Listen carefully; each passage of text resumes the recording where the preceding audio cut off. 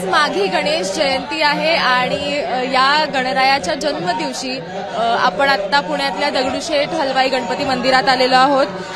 पुण्यातलं हे जे श्रीमंत दगडूशेठ हलवाई गणपती मंदिर आहे, इथं सातत्यानं दरवर्षी या दिवशी मोठ्या संख्येनं लोक येत असतात आणि त्यांच्या बाप्पाचं, त्यांच्या गणरायाचं दर्शन घेत असतात।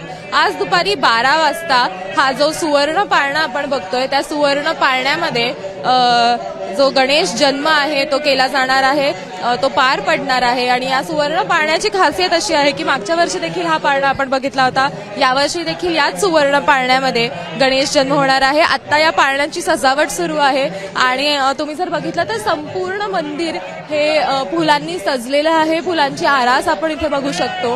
आपला बाप्पा देखील जिथं विराजमान झालाय तिथे देखील फुलांची सुंदर अशी आरास करण्यात आलेली आहे आणि दरवर्षीप्रमाणे यावर्षी देखील लाखो भाविक हे बाप्पाच्या दर्शनासाठी म्हणून इथे आलेले आहेत।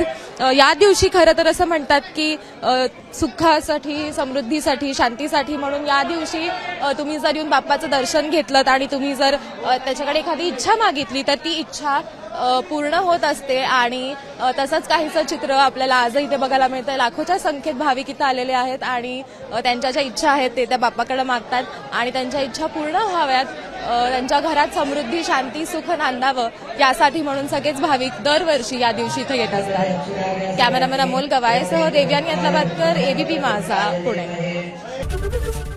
एबीपी माझा, उघडा डोळे बघा नीट।